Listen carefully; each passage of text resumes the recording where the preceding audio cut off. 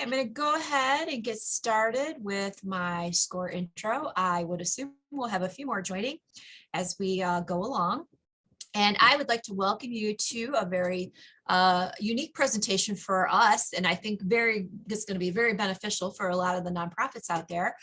We have Growing Your Nonprofit with a Google nonprofit ad grant. And we have Gail Snow Moraski, and she's a first-time presenter for us, and we definitely would like to welcome her with us today.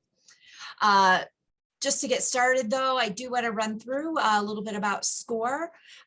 We do offer webinars and workshops, obviously, and we have robust websites with lots of great information for either a first-time business owner or those that are already in business. And the most important thing that we do is we offer mentoring. We offer free and confidential mentoring. All of our mentors are volunteers that come from all different expertise and experiences, and they donate their time to help those that want to start a business or already are in business. We still are concentrating with video, phone, and email mentoring. We are looking to slowly open up more face-to-face sessions as an option. We are a national organization, so we can we try and match you best at a chapter level. We will reach out to the district if needed, and obviously we can reach out nationally should you have a unique question or problem. So the next question is how do I get a mentor? Well, super easy. You can go to one of the websites I have listed here, and I will put those in chat. And you will find information on how to find a mentor, all the tools and templates, other webinars that are going on. You can also put a note into chat, and I'll make sure the right chapter reaches out to you. Or you could email me, and my email address is on my little video picture. It's outreach@scoreboston.org, and I will put that in chat as well. And let me know, and I will, again, make sure that the right mentor reaches out to you, or the right mentor from the right chapter reaches out to you. We are going to try and utilize the Q&A tab, if you would, for questions. It allows me to keep track of those questions and not lose them. You can still use chat. Again, I'll be posting some information in chat, but if you have a specific question about our presentation today or the information in the presentation, put that question in Q&A. We will be answering questions at the end of today's presentation. So I'm going to go ahead and stop my share and turn it over to Gail.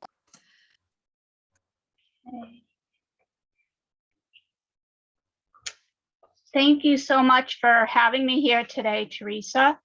I want to thank you and SCORE Boston for having me. And I know there's a lot of people attending because they learned about the event from other SCORE chapters. So I want to thank you for all attending as well. And I just want to say happy Valentine's Day to everybody. And I felt like today was a perfect day to be giving this webinar about the Google Nonprofit Ad Grant, because your organizations are all about spreading the love and putting love out in the community and making our communities the best possible place to live. So I hope everybody has a great day today. And I'm going to share my screen now, and we're going to talk through the presentation.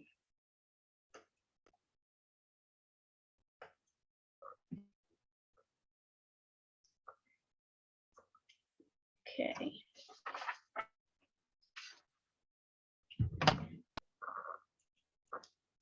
So first of all, what are we going to be talking about today? Well, you all know we're going to be talking about the Google Nonprofit Ad Grant, but specifically we're going to get into who's likely to qualify for the grant, what is the Google Nonprofit Ad Grant, and related to that, what is Google Search Advertising, because that's the form of Google advertising that you get as a recipient of the Google Ad Grant. We're also going to get into how you spend your Google Ad Grant dollars. How can you maximize the grant to the best degree possible? And we're going to get into the nuts and bolts of how to apply for a Google Ad Grant. I know that's why a lot of people are attending, just to learn what's involved with that. And we're also going to get into some Google Ads basics so that you can understand some of the general things you need to know about Google Ads, and even some of the requirements you need to meet when you run a Google Ads campaign so that you maintain your grant. So here we're getting into who qualifies. So all US 501c3 organizations are eligible for a Google nonprofit ad grant, except for government entities like government agency, healthcare providers like hospitals and physicians groups and medical groups, and then schools such as colleges and universities.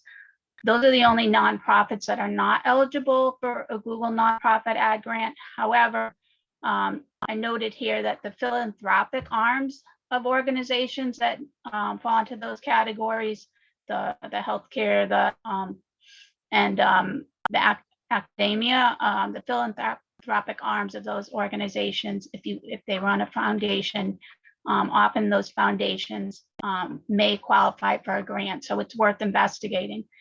The other thing is any organization that either obtains a Google nonprofit account or uses a Google nonprofit ad grant within that account must acknowledge that they don't discriminate on the basis of sexual orientation or gender identity in their hiring and employment practices. So the grantee must have a high quality website. And when I talk about this stuff, I think of it as just general website health. It's just general website best practices that you would want to have in place regardless of whether or not you're getting a Google ad grant, because this is all, kind of website 101, marketing best practices, website best practices. So when Google looks at you as a possible grant recipient, it's going to be looking at these things. It's going to want to see that your site is secure, that you have what's known as an HTTPS versus an HTTP address. So that signals to Google that your site is secure and it's safe for people to visit your site. Google never will share up a website, or, well, it won't, it's not that it won't share it up, but it's less likely to serve it up high in search results or even share it frequently in Google Ads results if that site is not secure. And if you don't have a secure website, you need to get what's known as an SSL security certificate, and you can ask your web hosting company or your web developer to provide you with that. And that's something you should take care of right away, regardless of your grant status. You also want to make sure that your website is high quality, that it clearly states your mission, the activities that you're involved with, the services and products you offer. And you just want to make sure your users have a really good user experience on your site. Your site's user-friendly. There's navigation that's easy to use, that makes sense, and that you have some calls to actions on your website or call-out boxes that sort of address the primary needs related to why people visit your website in the first place. And you want to make sure that your primary purpose is not e-commerce. So e-commerce is selling products and services on your website and people being able to actually make that purchase via your website. And as we're going to talk about, you can definitely have a website, a nonprofit website, where you sell products and services on it. You just can't have that be the primary purpose. And if you are selling stuff, the services and products you sell have to fund your good work in the communities. And you also really need to disclose what any of the funds that are raised from selling products and services on your website are for. So that's just really important to call out. And I think more people are likely to buy your products and services if you make it clear that any of the funds you receive are going to support your organization and the good work that you do. And then this last thing here, you want to make sure that your site loads quickly and doesn't have any broken links. Those are two SEO no-nos too. So if you want to rank well in Google search, you want to make sure you don't have any of that going on. So based on my experience, what I've witnessed as someone that's helped people obtain and optimize their Google nonprofit ad grants anyone who follows this application process and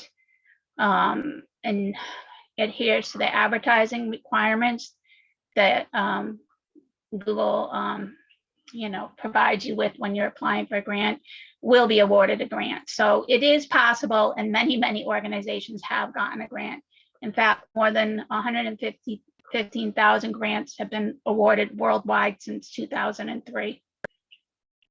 So there's no reason why your organization cannot be one of those. So basically, oops, sorry about that. So what is the grant? Like, what do you get when you get a Google Nonprofit Ad Grant? Well, you get $10,000 in monthly advertising. It's monthly, what they call paid search or Google Ads search advertising. So that equates to over 120,000 in annual Google search on advertising. And as I say in one of the bullets below, that is a very, very generous amount of advertising. It's very hard for anyone to even come close to spending all of that budget, but it is available should your organization want and need and be capable of using it. And it remains available to you as long as you, once you get the grant's indefinite, as long as you complete an annual survey that Google will send to you, and also as long as you adhere to the Google Ad Grant policies. So once you set up Google Ads campaign, you need to make sure that you continue to optimize it and adhere to the policies for having Google Ads campaigns running, because you don't want to lose your grant once you get it. There are ways to reactivate a grant and get it reinstated, but why bother going through that? It's a lot easier if you can just do the right things to maintain your grant. As I mentioned above, like that 120,000 in annual Google search advertising is humongous, and it's hard to really use up your entire budget. The ability to use up your budget is actually kind of dependent on the number of services and products you offer, because the more products and services you offer, the more, there's probably relevant or desirable search terms or keywords that you can have your ad served up for. But also the size of your geography in which you offer your products or services, that plays a big role too in your ability to use your ad grant, because I work with a lot of local nonprofits, but if they're not serving individuals, let's say outside of the state or outside of New England, then it often doesn't make sense to have their ads served up outside of New England, and there's just fewer people searching on relevant terms in New England. That said, if you have like an online shop, or you can consider having your ads shared throughout the US, because anybody can purchase something from your online shop. And also you can always try to have some like general branding ads served up to people that have an interest in whatever your cause is, because people outside of your smaller geography may be interested in knowing about your nonprofit's mission and be interested in supporting you. So the type of ad that you get when you get a Google Nonprofit Ad Grant and you're running Google search advertising are ads like this one shown. And this is called a text ad. And in this particular case, this ad that's circled here appeared at the bottom of a search results page. So someone typed mass cards near me into Google. This ad appeared at the bottom of the page. Google ads tend to appear in the top 4 spots of the page or the bottom 4 spots of the page. And so this one happened to appear at the bottom. As I said, it was for someone searching on mass cards near me. So this Glastonbury Abbey, they sell mass cards, and the mass cards fund all the great work that they do in the community.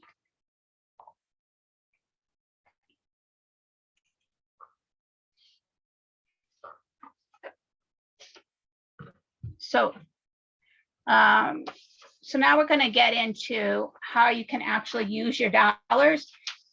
There's a really long list of how you can use your Google Ad Grant dollars. And hopefully some of the things I go over will be kind of inspiring or eye-opening to you. And I'm not saying this list is exhaustive either, because each of your organizations is unique and has your own mission, your own services, your own audiences. So there may be things that you've thought of or will think of after attending this presentation that I haven't even mentioned here. But we're going to walk through this list now, and hopefully it'll inspire you, like I said, to obtain or use your grant to a greater degree if you already have one. So the first one is really just about using your ads to create general awareness. And so I kind of think of that as like general branding messaging that you'd be having in your ads, and you just want to create awareness of your organization among appropriate audiences. And as I mentioned earlier, SEO, which is search engine optimization, and it's where your listings kind of come up organically in search results. And a search engine marketing or search engine advertising or Google Ads, however you want to refer to it, paid search, they kind of go hand in hand, organic SEO, and then the paid search, which is SEM or search engine marketing, because they both support your ranking higher in search results for desired search terms or keywords. But if you run some search engine marketing ads that are kind of general branding ads, that will help your organization's name appear at the top of results. And so it kind of complements or supports an overall SEO strategy. And by getting like just some general information out about your organization, some general awareness creating or branding information about your organization out there, that can support donation generation just by letting individuals and organizations that might be interested in you know about your cause. And that's why I said earlier, when you're running the type of ad that's more of a general branding awareness ad, even if you're only located in Massachusetts, you could consider having your targeting for your ad be all of the US if you think there's people throughout the US who might be interested in supporting your cause or knowing about it. And even though I just said that, okay, sorry. One little caveat I had down here is that ads with donation messaging that specifically land ad clickers on a donation page don't tend to be effective. That's just something I've witnessed with the clients that I've been involved with, the nonprofit clients I've been involved with. I think your better bet is to try to run ads that don't land somebody on a donation page of your site and cause people to become aware of you first before you're actually trying to solicit a donation from people. And so while I have on here that you can use your Google Ad Grant to support fundraising, you just want to be a little bit more creative about it. I mean, you could still run some ads trying to generate donations without landing people on a donation page. And you can also certainly use your Google Ad Grant to run some ads related to a fundraising campaign or event. I've seen those be more successful when you're actually driving people to an event page or some kind of fundraising campaign you're having versus trying to generate general donations through the advertising. And then, as we talked about earlier, you can use your ads to drive sales of products. If you have an online gift store or shop that funds the good work that you do, well, that's a perfect way to fundraise, because, and you can often, as I said earlier, you can often run those ads throughout the whole US. So you can really take advantage of the large number of people that might be searching for your products or even the services you offer if some service you offer doesn't have to be an in-person service and it's something you sell online that somebody can participate in regardless of where they're located. And as I mentioned earlier, when you do drive sales of services that fund your sales of services or products that fund your good work, just make sure that you mention where the dollars from those sales go, how they fund your work, and also that you're not allowed to use your Google ad grant to sell products and services for a for-profit organization or the for-profit arm of a nonprofit organization, if such a thing exists. It's really about only promoting products and services that really, go back into your organization to allow you to offer the services that you offer your target audiences. So some other ways that you can use your Google Nonprofit Ad Grant: you can recruit volunteers for your organization. You can cause people to attend paid or free events, or if you're holding webinars, seminars, etc., like Score is, you can drive traffic to those. You can cause people to visit your site just to read information or download a document that you want to increase readership of. You can try to get people to fundraise on your behalf or advocate for your organization. And then you can cause future service use by the constituency you serve or your target audiences, because you can even lead people to certain tools that you might have on your site. Using the tool could be the first step toward actually using another service that you have, whether that service is online or a service that you offer at your physical location. And sometimes just getting people to visit your website and use some of these online tools is enough. Maybe that's all your organization is hoping to accomplish. So some other examples of conversions, and conversions are what we call desired actions or desired behaviors we want target audiences to take. So whenever you hear that term, that's what that is. It's an audience member taking an action or behavior that your organization considers to be desirable. So some examples here are getting people to sign up for like an ongoing email piece that you send out like monthly or something, or an e-newsletter, getting people to complete an inquiry form, getting people to visit certain pages of your site, listening to a podcast, downloading documents we talked about earlier, just getting people to come to your physical site for a variety of reasons, and even to get people to take a survey. And of course, as I said, there may be other objectives that I haven't even thought of. Each of your nonprofits is so unique. Your target audiences are unique. Your missions are unique. So hopefully all of this, has prompted you to think about how you could use your grant right now if you have one, or what you would use your grant for if you got one. And hopefully you've come up with some new ideas that aren't even on this list. And I'd love to hear about them too, by the way. If you do come up with some other ideas about how you might use your grant. So now we're going to talk about a Google Ad Grant success story.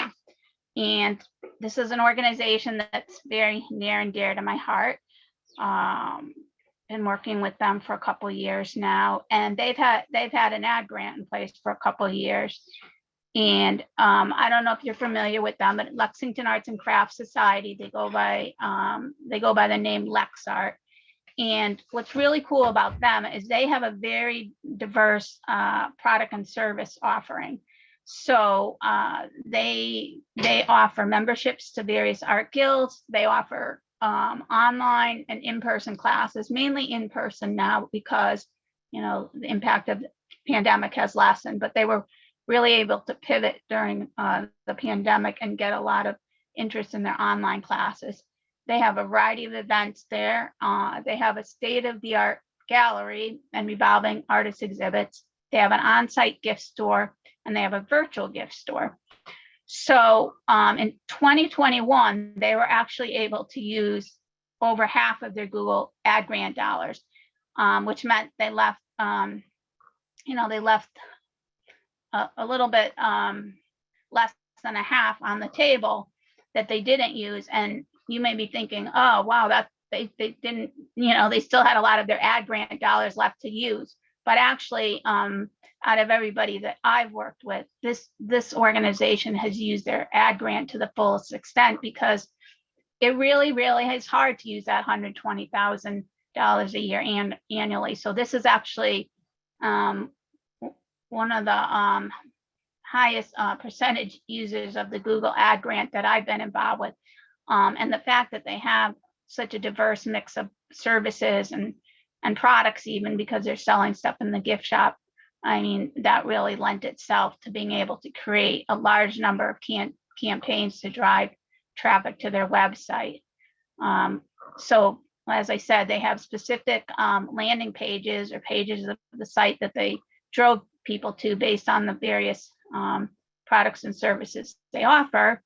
And they were also able to use their grant to create a general awareness of their organization and even to try to recruit volunteers.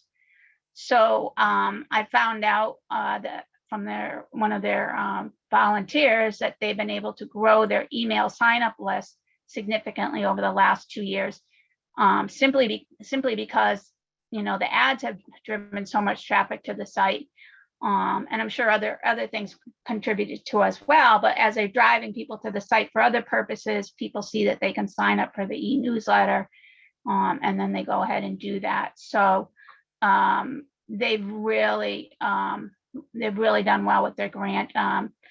They've had just in 2021, they had close to 25,000 clicks on their ads, which equates to 25,000 website visits. And they've had they've generated close to 450,000 what I call awareness generating impressions, meaning the ads were served up to people. People don't always click on them, but even then, your ad is being served up for free and getting that name out there. So maybe somebody sees it the first time and they don't click, but maybe they see it again and it causes some kind of recognition in them that they've seen your name before. So that is all about how to use your grant and who qualifies for a grant. And now we're going to really get into the application process. And I know this may be a little dry, and I'm always glad to answer questions. And as Teresa said, we can answer some after the presentation is over, because some of this is technical stuff and it may be stuff you haven't heard of before, but we're going to give it a go. So I just wanted to go over some like housekeeping or administrative stuff too. When you apply for the Google Nonprofit Ad Grant and the Google Ad Grant account, I just want to recommend that you choose an email address that you're comfortable using, that you want to use for both, and that you check frequently, because you will receive notifications from Google at that email address. So you do want to make sure it's one you check regularly. And I also wanted to point out, you don't have to worry that your whole team has access to the Google Ad Grant or the Google Ads account up front. You can add team members to your account later on, so that's not an issue. And you don't have to worry about sharing like the login and the password, because you can set up separate users later on.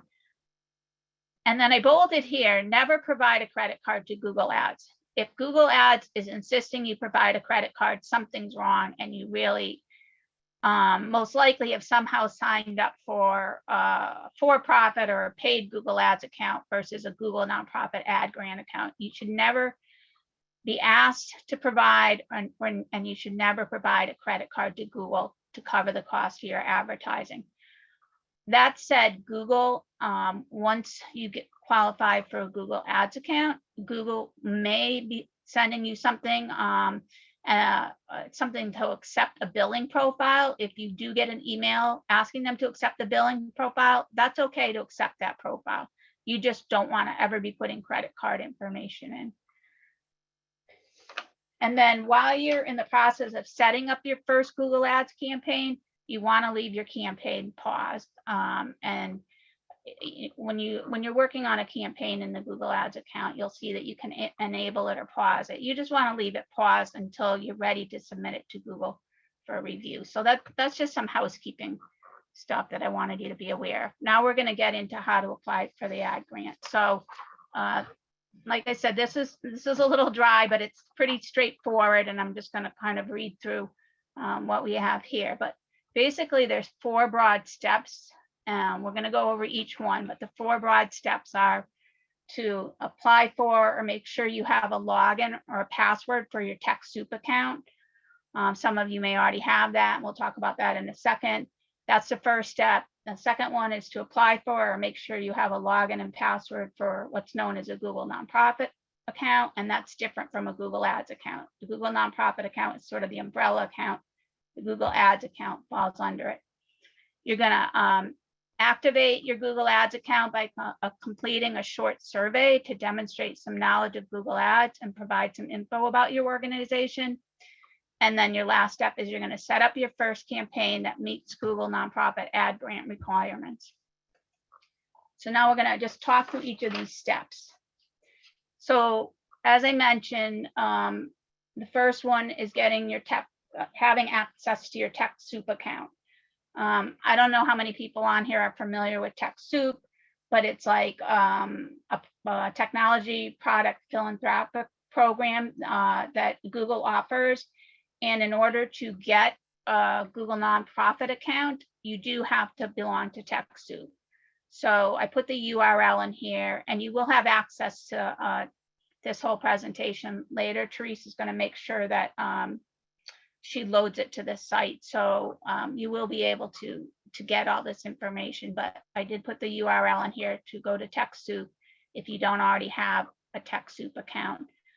Once you get a TechSoup account, you're going to be granted what they call a token, and that validation token is going to be what you need to apply for a Google Nonprofit account. So again, it's a TechSoup account first, then apply for a Google Nonprofit account. And your token will be structured somewhere along the lines in that the 4th bullet there that I'm showing. It'll be blah, blah, blah, blah, blah at your org name, your domain name. So you're going to want to copy that token information, and you're going to use it to set up a Google Nonprofit account. So as I mentioned earlier, your Google Nonprofit account and your Google Ad grant account are 2 different things. A Google Ad grant account falls under your nonprofit account umbrella. So you have to set up a Google Nonprofit account first. And I put the URL again in here for you to go ahead and apply for a Google Nonprofit account if you don't already have one. And you'll need to agree to the same non-discrimination statement that I mentioned about what you need to do to qualify to get a grant. You just need to indicate that you adhere to fair hiring and employment practices. And then once you go ahead and set up this account using your TechSoup validation token, you're going to want to check your email to wait and to check. You're going to want to check your email to see if you qualified for the account. Like as I put here, 95% of requests usually are granted as long as you meet the qualifications that we talked about earlier. You'll get notified by email. Most of the requests are processed in a week or less. Okay, now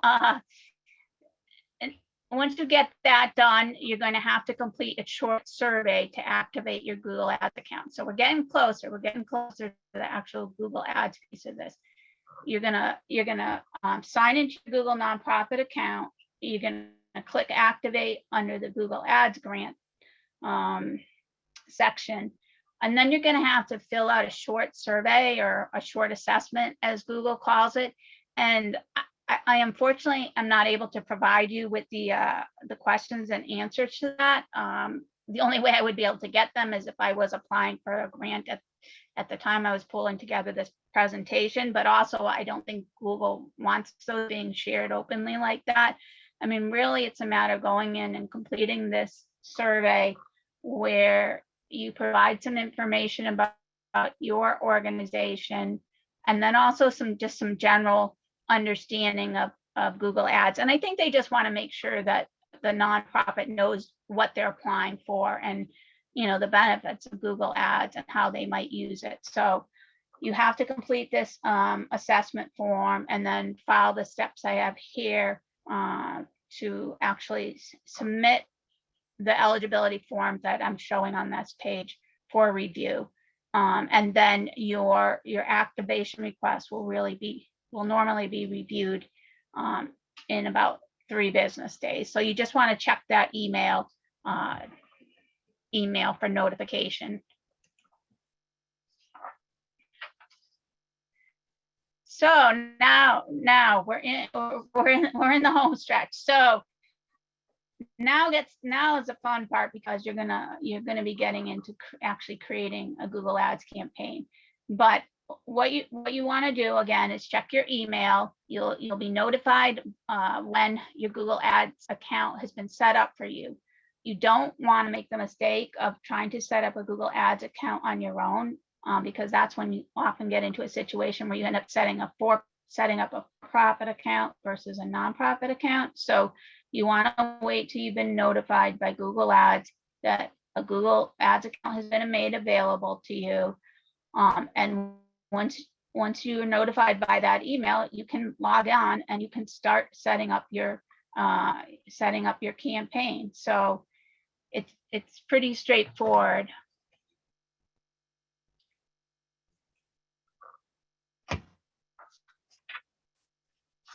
So now we're going to really get into some Google search ad basics and how Google text advertising, paid search advertising, SEM, search engine marketing, pay-per-click, however you want to refer to it.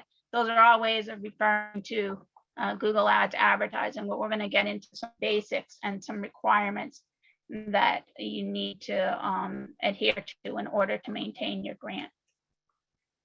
So just some basics about search advertising. So search ads are basically bought directly from whatever search engine you want your ad to be shown on. 92% of searches are conducted via Google versus a search engine like Bing. So, most people, if they're running paid search advertising, will run on Google. And of course, this ad grant is just for Google search engine advertising. So your ads will only appear on their properties. And as I said here, Google search advertising is the most commonly used. With a paid account and even the for-profit accounts, the advertisers pay what's known as a cost per click.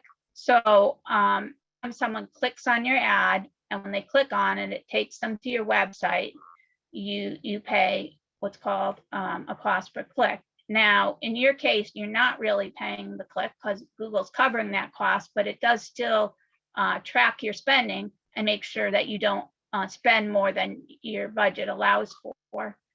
And as I put here, the cost per click varies widely. It's really kind of dependent on how much competition you have to have your ad shown. Let's say there's a bunch of other advertisers in your space, both for-profit and nonprofit, that want their ads served up in the same geography for the same desirable search terms or keywords. That could increase your cost per click. And then in general, I've seen business to business services ads tend to have a higher cost per click. But again, with your ad grant, you shouldn't be paying for your advertising, and it's highly unlikely that you will ever use your whole grant. That said, it's still a good practice to optimize your campaign and keep your cost per click as reasonable as possible, just so that your advertising dollars go further.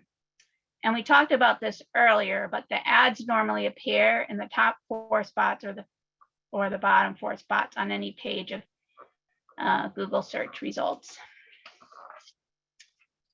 So what are some of the key inputs? What are the things you need to be thinking about when you are in the process of setting up your first campaign? These are some, I guess you could kind of think of them as fields or whatever, but they're areas you need to think about, and then they're information you need to fill in and provide Google with as part of using the Google Ads tool, so that Google knows, what your campaign is all about. So the first one is just geography. You need to really think about, well, where do I want my ads served up? You can have them served up at the city level, a certain mile radius of a city, state level, country level, several countries. So you need to give that some thought. And as I mentioned earlier, I have several clients where, some of their ads are being served up for the, for the whole nation or for the whole US, and then they'll have other sets of ads that are only being served up in the state they operate in. So it depends, whether, where and how people can access services, and how far you want to generate awareness. The next piece we've talked about a bit, but it's really, really critical, is you need to think about what search terms, and again, those are known as keywords, that you want your ads to be served up for. So your geography is set at the campaign level, and your search terms are set up. And we're gonna talk about the difference between the campaign and ad group level in a minute, but the geography is set at the campaign level. Search terms are at the ad group level. And you really need to give a lot of thought to those so that they're appropriate. There is some demographic targeting available through Google Ads. I don't tend to use it that much, but there are exceptions. You can, if there was a reason that you really thought it only made sense to have people of a certain age, income level, gender, or parental status served up ads to, you can do that. But the way that I think about it is, often people are searching for other people. Google looks at people's computer IP address type of information. So information that you provided when you first set up your computer. So it's pulling a lot of that data from when you first set up your computer. Maybe even if the person searching doesn't fit your target audience, well, they could be searching on behalf of somebody else. So you have to really give some thought if you want to rule somebody out just because of their demographics, because you don't want to miss out on opportunities. So that's the only demographic targeting that's available. Then the next piece you need to think about is, how much do you want to spend for clicks on your ads? Your daily budget across all your campaigns, which is crazy, crazy high, is $329 a day. And you can set that daily budget. You can allocate that if you have like 5 campaigns going, you can allocate that across the campaign. So you may say, well, the campaign I most want to be successful is this ABC one versus this XYZ one. So I'm going to allocate a far greater percent of my daily budget to the ABC campaign. And then another critical piece, obviously, is just figuring out your ad content copy. What are your ads going to say? As of June of this year, the default for Google Ads now is what's called responsive ads versus static ads. And so you have to provide a set of rotating headlines and a set of rotating what they call description lines. And Google will keep rotating things so that it comes up with it's kind of like piloting or testing your combinations for you, and it'll keep rotating them until it kind of has optimized itself or come up with the ideal combinations of headlines and description lines that are going to work best for you as far as generating clicks. So that's why they're moving toward that versus some kind of static ad where you just provide like 3 headlines and you always know what the 3 headlines are going to be. Another thing that's really, really important to think about is your landing page and where you want ad clickers to land when they click on your ads, and that's set at the ad level. And it's so important to really look at the pages of your website and see, do you have a page that's appropriate, or should you be starting from scratch? I mean, sometimes you can revise an existing page of your site to be the ad landing page, and sometimes you really need a brand new page created, because you do want that page to be very, very effective. You want that page to meet the expectations of people that are landing on it, and to answer the questions, whatever the ad copy indicated they would find there, you want them to find there. So it's worth making and taking the time to get those landing pages right, if you really want to generate conversions, which is what we're talking about next here, that conversions, the desired actions that you want people to take on your site, whether it be complete an inquiry form, sign up for any newsletter, download a document, or something entirely different. Google requires that as part of your ad grant that you track conversions and you track the success of your ads and the desired actions that ad clickers and therefore visitors to your site take. So you want to make sure you get that right as well.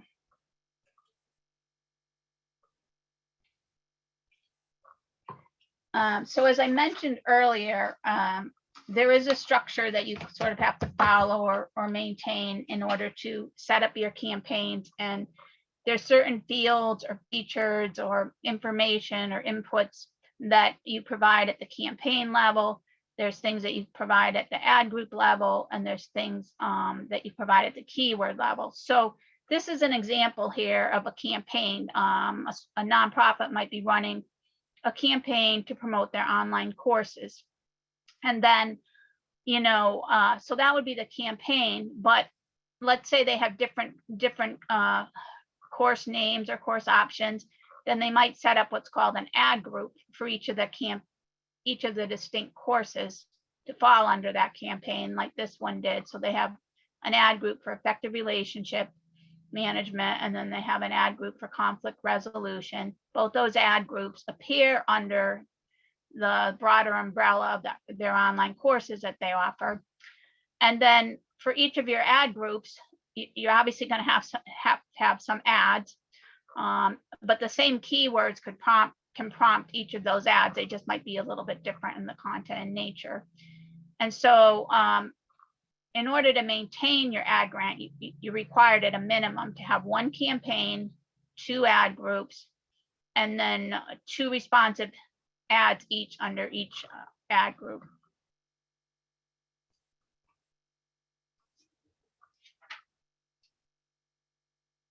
So another thing I just wanted to call out here is, and I just want to clarify something. So Google is constantly changing its policies related to the nonprofit ad grant. I mean, over the years, it's changed how you apply for the grant. That process has changed a lot. Then some of the rules and requirements around maintaining the grant have changed, and even things like the click-through rate you need to maintain and things like that have changed over the years. So I may share something with you today, and you 6 months from now, you might apply and find something's changed, or even tomorrow you might find something's changed. So, you just have to pay attention to what Google's telling you and sharing with you. And if you get an alert in your Google Ads tool manager about some policy or procedure you need to adhere to, you have to follow this, because it's, like I said, it's ever evolving. And so, what I'm sharing today could be different tomorrow. But these were some of the rules that I was aware of, were still effective as of very recently. So, for example, Google doesn't like it when people use too generic or too broad terms to have their ad served up. And that makes sense, because you don't want somebody like, just having their ad served up for very vague and very unspecific terms that don't really, get close enough to what their service or product is all about. So as part of having an ad grant, Google asks that you don't have any search terms or keywords that are too general or too broad, and that you, in general, try not to have like one-word keywords, unless of course the name of your organization is a one-word keyword. I think that's okay. And they also asked that advertisers that get the grant use what they call site links in their ads. And site links are one of many types of what they call Google Ads extensions. And I really love site links. I use them in every campaign, whether it's for profit or nonprofit. But basically, site links let people self-triage. So you'll see this ad here at the bottom. I've circled a bunch of topics. Each of those topics is clickable or linkable. So if somebody clicks on these, they'll go to that section of this particular person's website, this particular organization's website. And what's really cool about them is that, yeah, ad clickers can self-triage. They may see the ad and they may say, oh, I want to go right to the blog. I'll just click on that. If they click on the main body, the main ad body copy, they would go to whatever landing page this organization has set up for ad clickers to land on. But if the ad clickers don't click on the main body, click on one of these links at the bottom, again, they're called site links, that will let them self-triage and go to the appropriate page of the site. And each of your site links has to take people to a different page of your site. You can't have like the same, like different, what do you want, almost call footers or topic names and have them all going to the same page. Each one has to be different. So I hope everybody's hanging in. I know this was a lot to absorb, but we are getting close to the end. So once you've gotten your account set up, you set your first campaign, you'll know that it's running just by checking your Google Ads account once in a while. Google will review what you put in there fairly quickly, usually within a day. So if you set up a new campaign and you unpause it, it's no longer, you put it in enabled mode versus pause mode, Google will be reviewing it. And you'll know pretty quickly within a day whether it's approved, because it'll start generating impressions and you'll be able to see in the reports that it's generating impressions and the ads are being served up. And then so after that, you really just want to make sure that, in order to maintain your ad grant, that you're logging in once in a while so that Google can see you're active about your grant. You're not passive. You're not letting it just sit there. So you want to be logging in every 2 months. I would say log in far more and keep an eye on what's going on and optimize and maximize your grant. But things you can do are go in and add new campaigns or ad groups. You can add new keywords. There's something called a search term report that you can check that lets you see what terms Google's actually serving up your ads for. And those are terms that people actually put into the search engine, and Google served up your ads for. So you can go and look at those. And if some of those aren't appropriate for your organization to be having your ad served up for, you can make them negative. And then you can create new ads once in a while. So these are all things that you can go in and do and indicate to Google that you're keeping your Google Ads account current. And another just basic policy is just make sure your ads land on a page within your own website. So whatever the domain name was that you applied grant under, your ads you run should land on your site. You're not supposed to put in a landing page that resides outside of that main domain name. And then you want to maintain what's called the 5% ad click-through rate. I don't know if Google is adhering to this as rigidly as it used to, but you are asked to try to maintain a 5% click-through rate, which means 5% or more of the people who are served up ads actually click through on them to land on your site. Now, 5% click-through rate might sound high to you, and it is kind of, I mean, it might sound low to you, but it's actually kind of high for a click-through rate. In general, an average click-through rate is about 2.5%. I mean, I do have clients that have we've been able to get up to like a 20% click-through rate on certain campaigns, but that's very unusual. So an average campaign is probably about 2.5%. So maintaining a 5% click-through rate is a bit of a challenge. So you have to make sure that you have, you know, an effective setup of ad copy and content and search terms, and that, you know, you're really paying close attention to how your ads are performing. And then, as I mentioned earlier, you're going to have to complete a survey about the grant program and how you use your advertising dollars. And I don't know how frequently they're sending that out now. I think they've kind of rotated. Sometimes it's twice a year, sometimes it's once a year. But if you do get anything from them, obviously you need to respond. So a couple more quick requirements about the grant. One of the things you can do to really kind of keep your cost per click down is focus on what's known as your keyword quality score. And a quality score is about how the degree to which your keywords and your ad content and your landing pages kind of mirror each other and how cohesive they are.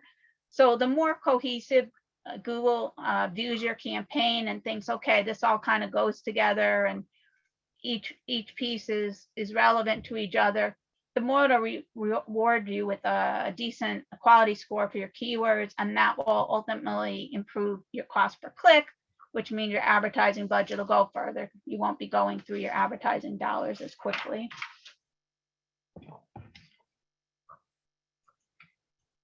Conversion tracking. So we talked about how it's a requirement to employ conversion tracking in your Google Ads campaigns that you're running under the Google Nonprofit Ad Grant umbrella. So you do need to set up a Google Analytics account, and you may also need to use what's called Google Tag Manager if you're trying to track kind of what happens to a visitor when they exit your site. If there's a link on your site to go to another site, for example, you have a shop or store that resides outside your website, you need to use Google Tag Manager to track that external event so that you can show that these conversions or desired actions are taking place.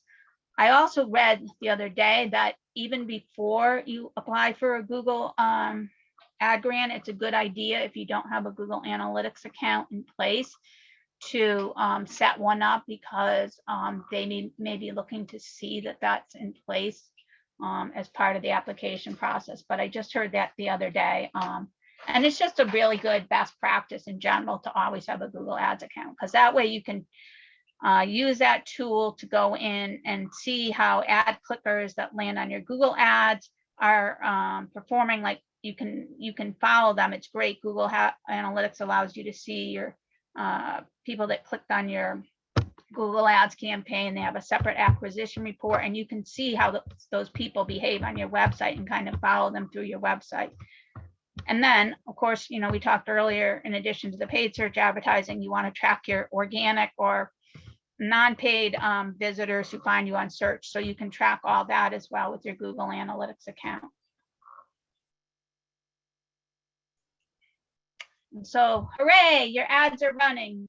Once you complete setting up your first campaign that meets the Google Ads requirement, like I said, you need to unpause them, and that signals to Google that you need them to be reviewed. Google will usually, my experience, they review them within a half a day, and you should be able to log into the Google Ads Manager tool, see that they're generating impressions. If they aren't, maybe you will see another kind of alert or some kind of notice from Google that might say you need to change X, Y, or Z. But normally, if you've set things up right, you'll just start seeing the impressions being generated. And then it's really a matter of going in regularly and checking on your campaigns and see how they're doing. And then continue to think of new ideas for using your advertising dollars. And then this here is just another ad from our success story that we went over. Lexington Arts and Crafts Society. So that is it for the show, slideshow. Thank you, Gail. We do have some questions, if I can feed those to you at this Sure, time. that would be great. I know that was a lot for everybody to absorb. I imagine everybody's heads are spinning. One of the first questions we had in the text was, or in the chat was, is this only for US nonprofits or does it go worldwide? Worldwide. Great, thank you. And then, okay, we're gonna go back to the Q&A tab, and we do ask that if you have questions to put it into the Q&A tab at this time so I don't lose track of them. But this goes back to the beginning of your presentation when you you asked what are clear calls to action? Is it like support us or click here to learn more, or mission related call to actions such as support better housing? What did that mean?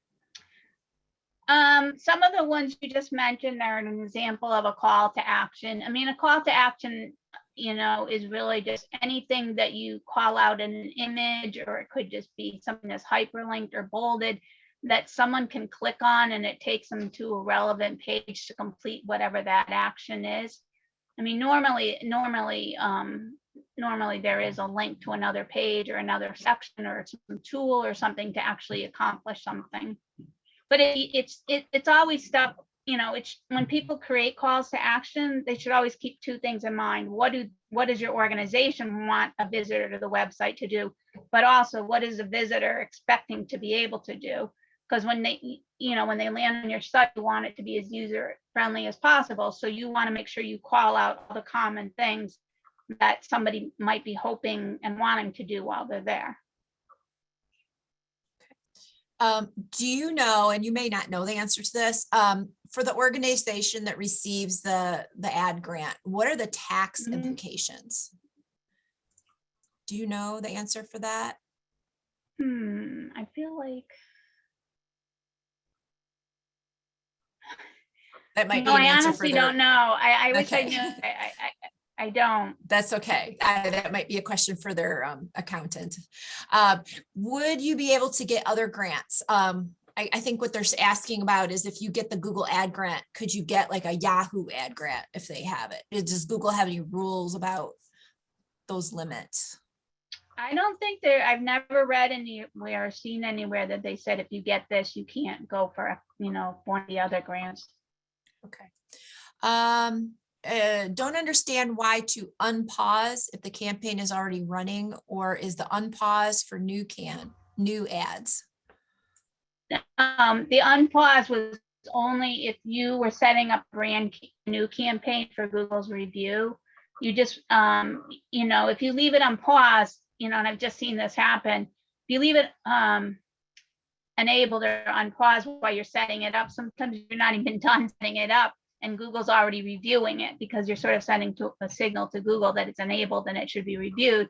And then you're just causing extra grief to them and confusing them, because then they've got to go back and revisit it again. Like particularly like if you're kind of putzing around with like ad copy and content too, they might review the ad and 2 seconds later, then you're changing it again.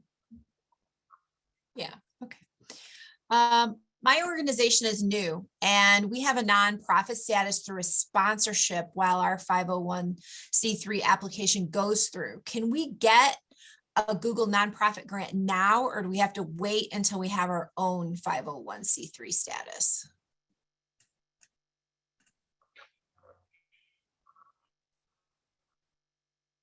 My gut would be that you probably have to have your own 501c3, but it can't hurt to apply and see. Like what I would do is I'd apply for the nonprofit account, and if you can get a Google nonprofit account, then you can probably get a Google Ads grant account. Okay. So they'd have to apply for their own TechSoup account, their own Google nonprofit account, and if they're able to pass for that, then they should be able to get the Google Ad grant. Okay. And I guess I'm down to the last question. So if anyone has any questions, please get that in now. I have somebody is asking, do you know why Google donates these ad grants? Are they obligated to do so, or is it just public, an image? I honestly, I've always just assumed that it was, a goodwill thing. Yeah, part to be seen as as a good, what do you want to call it? A good corporate or community citizen, but also, yeah, create goodwill and give back. And also, I'm sure in a lot of depending on the topic of the advertising, there's nobody else advertising in that space. Gail, if anyone has a question about the presentation today, can they reach out to you, or should they? Oh, sure. Could you put your whatever contact Sure. in the chat? Yeah, I'll put it in the chat right now. Okay. It's a lot, and I appreciate people just hanging in for the whole thing because it's a lot of information. Yeah. And so, and sometimes you can't really interpret or understand all of it until you actually get into the hands-on part of actually applying what you've learned. So somebody is asking, in a nutshell, the application is just basically 4 steps and then waiting for Google to approve you. Is that kind of true? It's those 4 steps, and yeah, and then waiting for Google to actually say that the first campaign you set up is good to go. Okay. Well, Gail, you can get, does that make sense? Because you can get access to a Google Ads account, but then you're not really employing your advertising until you have your first campaign set up and Google actually starts generating impressions for you. Okay, great. Well, Gail, I'm seeing a lot of thank yous and great information in the chats and in the Q&A. I think that you provided a lot of fantastic information for us here today. And I know the attendees are grateful, as is SCORE, for you providing this information. So I want to thank everyone for joining us today on this Valentine's Day and post Super Bowl Monday. And I hope you all have a great week. Thank you. Thank you so much for having me. I hope everybody has a great week too.